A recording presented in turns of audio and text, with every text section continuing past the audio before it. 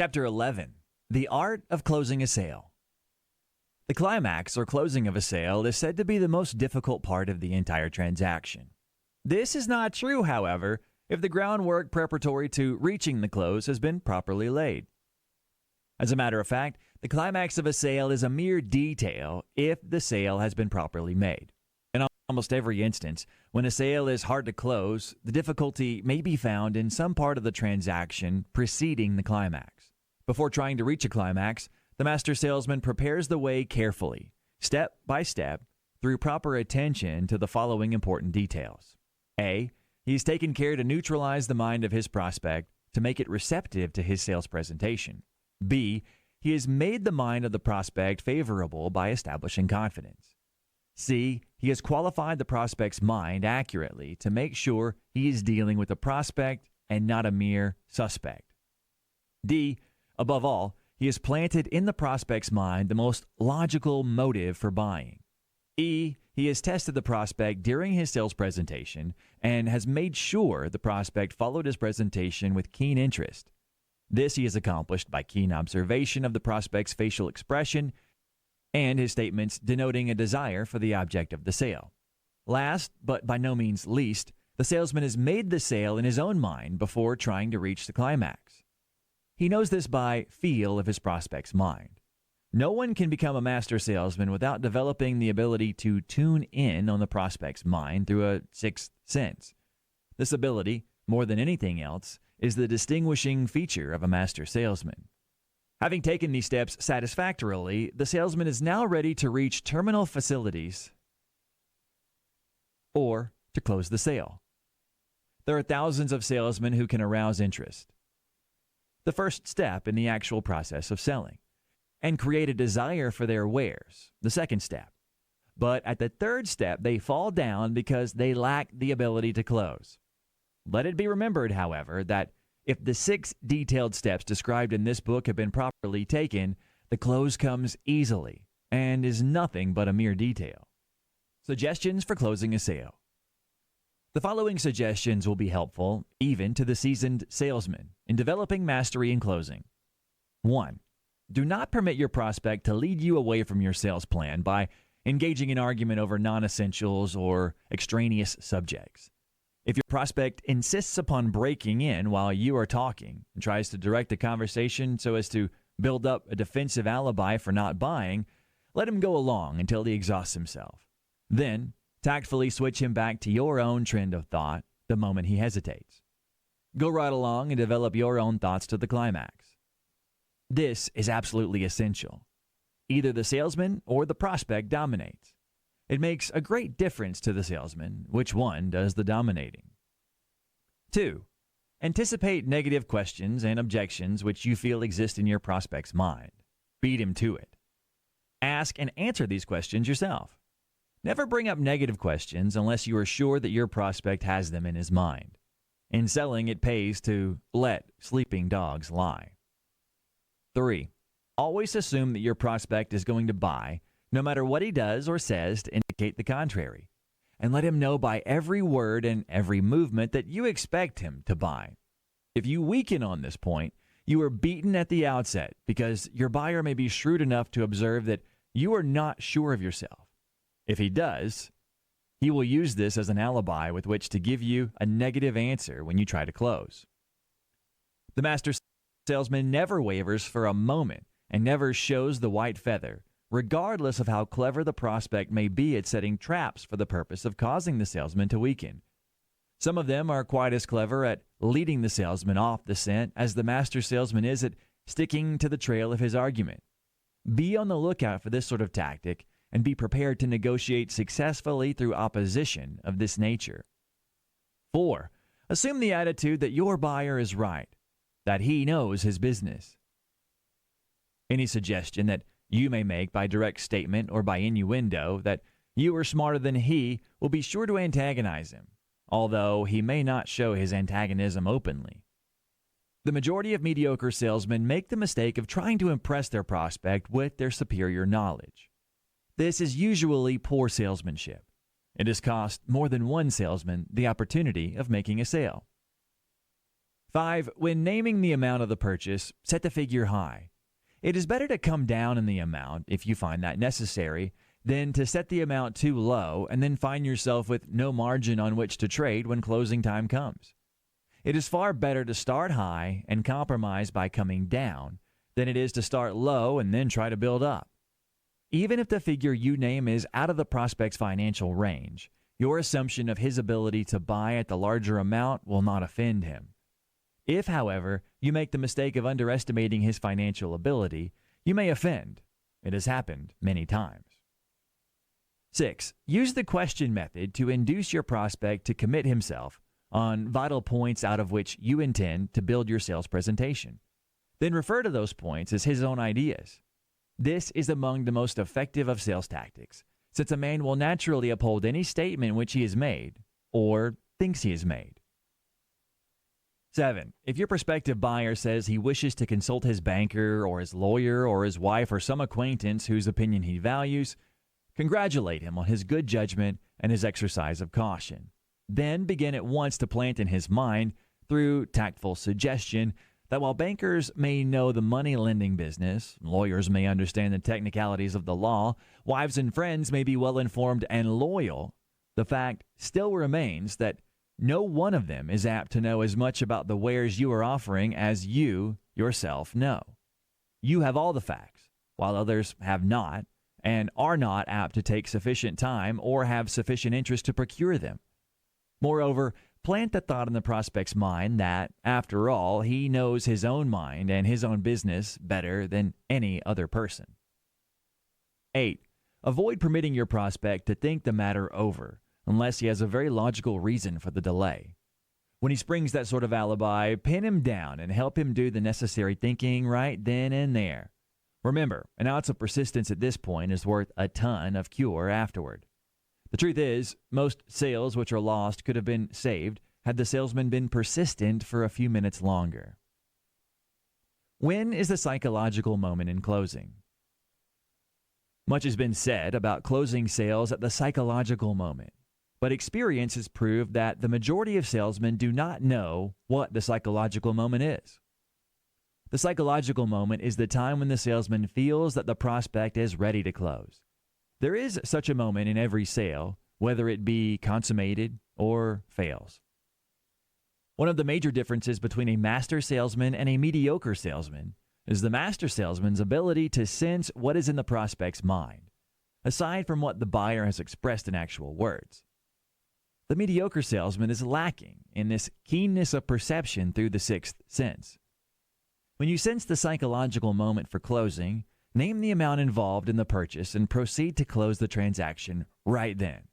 A delay of a few minutes, and often even a few seconds, may give the prospect a chance to change his mind.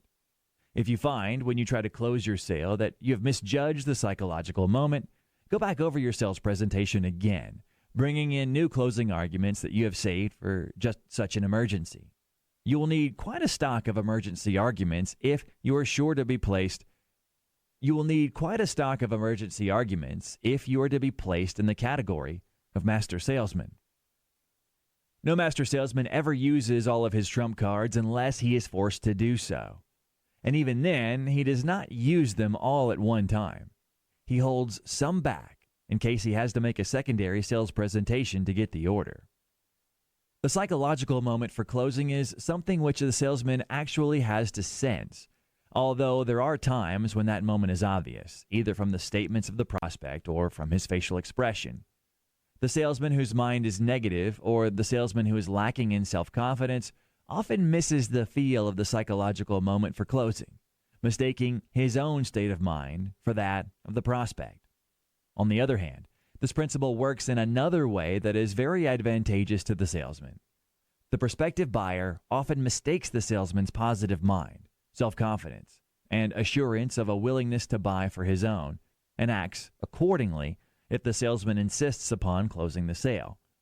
If a salesman can transmit a negative thought to his prospective buyer, which he most assuredly can and does if he is not a master salesman,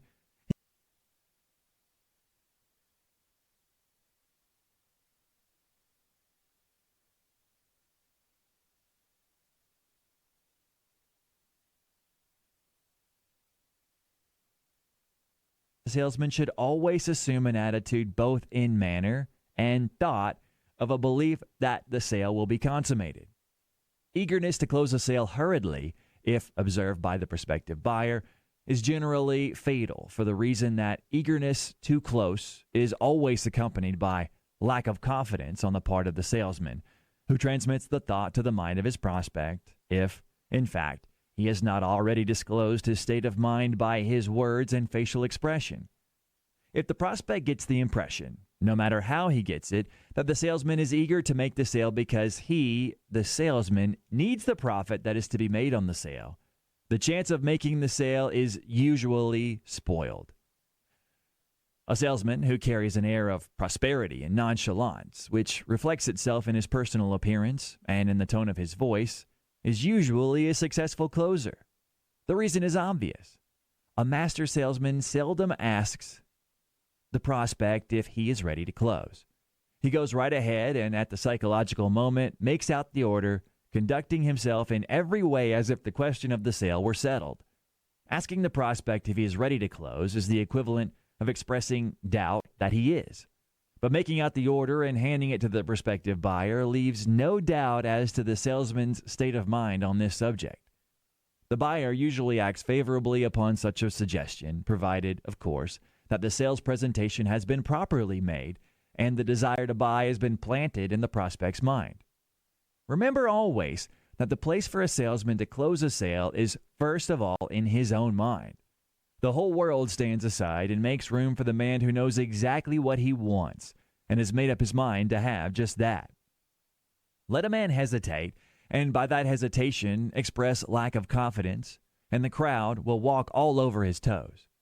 The salesman who reflects the slightest sign of hesitancy or doubt when the closing time comes may as well not ask for the order.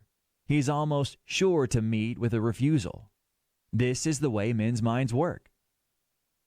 It is important that one be able to realize where a sale potentially exists and follow to successful conclusion situations which might not have been obviously declaring, "Here is a sale." Ray Cunliffe, the Baltimore distributor of the Cadillac automobile, told me of a typical case of a salesman who unwittingly tried to register a no sale that almost cost him the commissions on 3 expensive automobiles.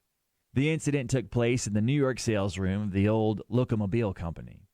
Late one afternoon, just before closing time, the 5 o'clock variety, a rather sportily dressed man walked into the sales room and told the floor man that he was interested in a Locomobile.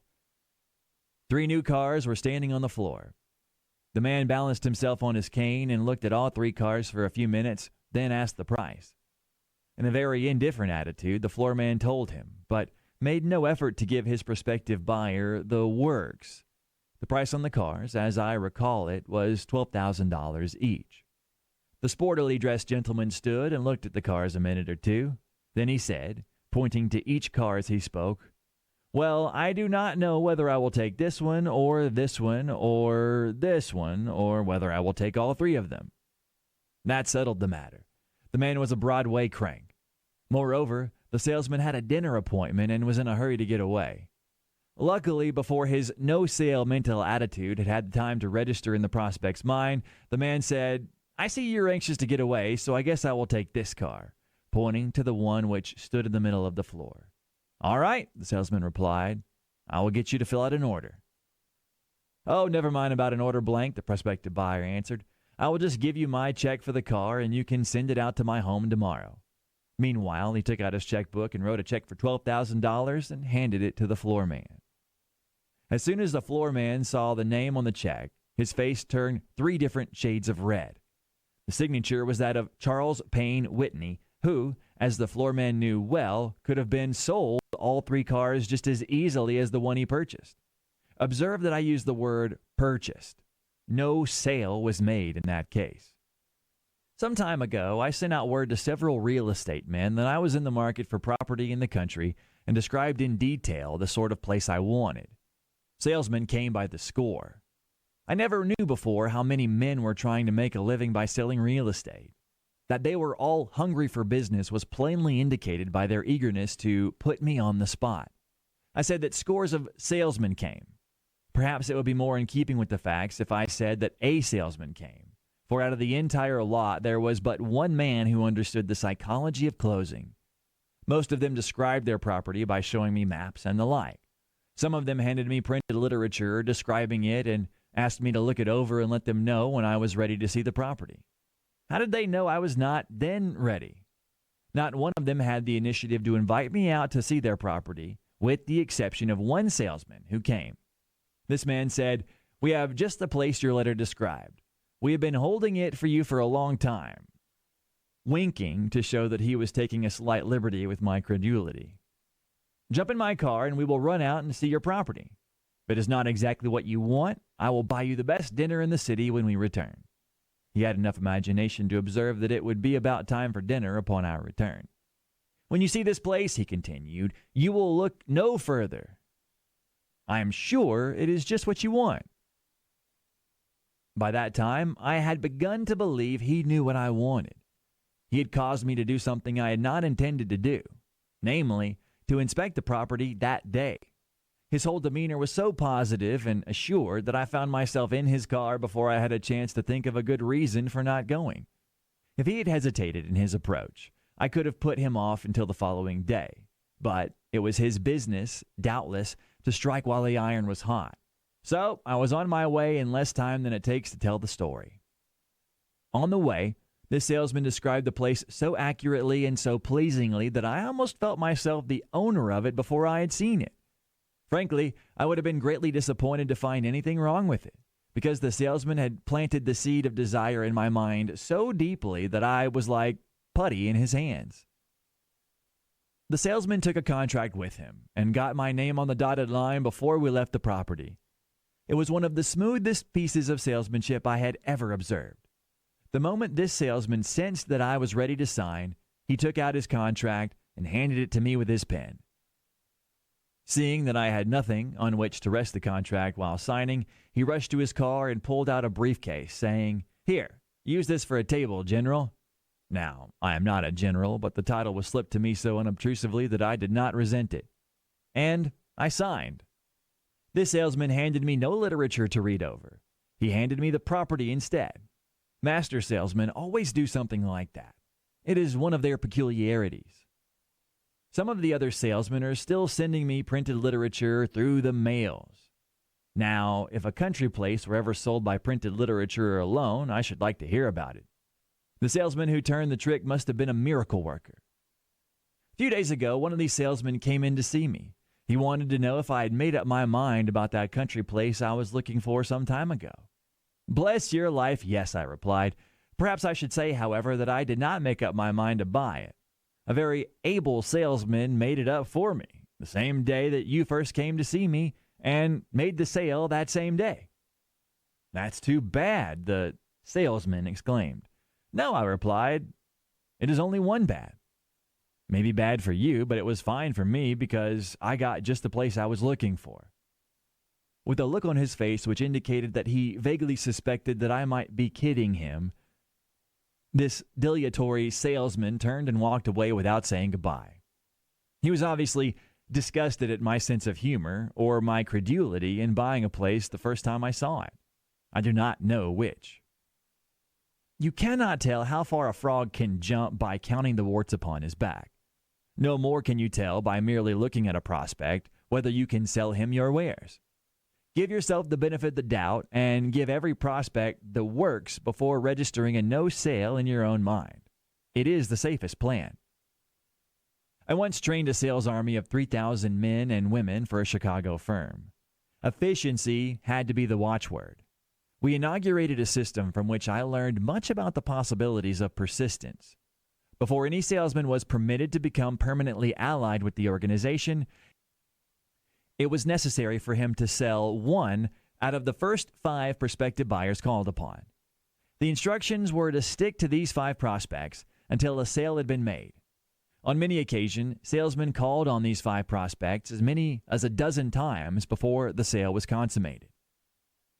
I recall that one salesman called on one of his prospects 18 times before he made a sale. The victim succumbed on the 18th visit and made a purchase out of self-defense. In the group of 3,000 salespeople, only 128 failed to qualify for permanent positions because they could not make a sale to the first 5 prospects called upon. We taught these salespeople that no seldom need be taken seriously. Moreover, we proved it. It was also apparent that confidence must be manifested by the salesman as well as by the prospect before a sale can be effected. To make sure that our salespeople acquired confidence, we resorted to a very unique plan at the outset, that of setting up dummy offices maintained by the company and managed by company employees. When we felt sure that a green salesman lacked only the quality of confidence in himself, we included in the list of the first 5 prospects the name of one of these dummy managers who was instructed to give the salesman a hard battle, but to let him win by making a sale. These sales went through and commissions were paid on them. The effect was astounding, especially in the cases of salespeople who had never tried to sell before. We usually had the salesman call on the dummy buyer last, after the 4 legitimate prospects had been called on. We found, too, by experimenting, that after making the sale to the dummy, the effect was so encouraging that we could then send him back over the list of the 4 who had not been sold, with the result that, in some instances, all 4 of them were sold, despite the fact that they had previously failed. We discovered from this experimentation that the salesman's state of mind has more to do with determining whether a sale is made than the state of mind of the prospective buyer. It is an important discovery, as true today as when it was made. Were I asked to give a summation of these varied and often detailed examinations of the subject of selling, I believe I could do it in one word. There is a word which should stand out upon the horizon of every salesman's vision, like Mars blazing at eventide. Always there to be seen, challenging, beckoning, urging, inspiring, commanding. The word denotes that thing which dominates all great and able salespeople everywhere, and is a word which Edward Bach declared was the greatest in the English language. It is service. We pass now to section 2 of this book, devoted entirely to the application of the principles of marketing personal services to best advantage. If you are successful, remember that somewhere, sometime, someone gave you a lift or an idea that started you in the right direction. Remember also that you were indebted to life until you helped some less fortunate person, just as you were helped.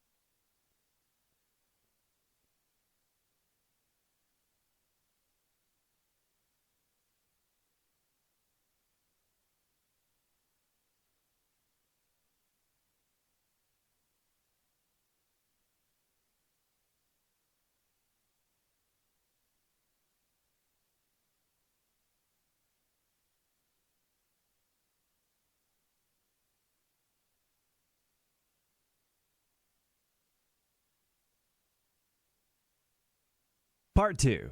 The use of salesmanship in marketing personal services. Every person who succeeds in any calling must understand and apply the principles of successful negotiation with others, known as salesmanship. Part 2 of this book is devoted entirely to analysis of the principles of selling as applied in marketing personal services.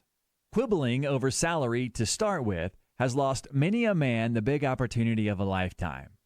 If the position you seek is one that you know you can throw your whole heart into, take it, even if you have to work for nothing until you deliver a good sample of your goods. Thereafter, you will receive pay in proportion to the quality and quantity of the work you perform.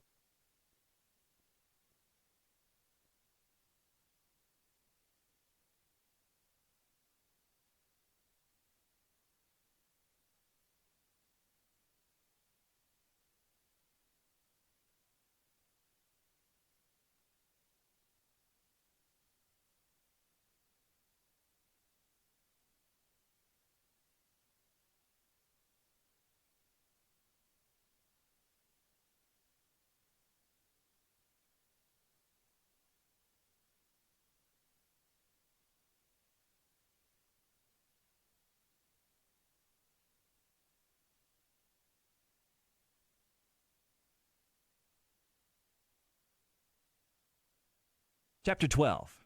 Choosing your job. You have the privilege of choosing any position you desire as an objective toward which to work. The making of this choice is the first step you must take in marketing your services effectively. Moreover, it is a responsibility which you alone must assume, as no other person can satisfactorily make the choice for you. Before deciding what position or calling you desire, decide whether you merely want a position or the position for which you are best fitted by desire, education, temperament, and native ability. The next decision to be made is that of determining whether you prefer a position which offers great opportunity in the future, with modest pay at the start, or one which yields the maximum amount of pay but offers no promise for the future. In other words, you must decide whether you wish to start at the top or at the bottom of the ladder. Upon this decision depends, to a large extent, the ultimate amount of your earning capacity, since it is obvious that one who starts at the top can move in only one direction. Factors which should influence your choice of occupation. Observe with profit the frequency with which the word decision appears throughout this book. The marketing of personal service in an effective manner calls for many decisions. The following are factors which enter into the marketing of personal services in connection with which you must reach decisions. 1. Decide which calling or occupation you like best. Careful analysis of many thousands of men and women has shown that one experiences the greatest and most enduring success when engaged in the work which one likes best. When one enters into that sort of work, it is with enthusiasm and zeal akin to that employed when playing a game. No person should voluntarily choose an occupation into which he does not feel he can throw his whole heart and soul. 2. Decide what type of employer you prefer. It is just as important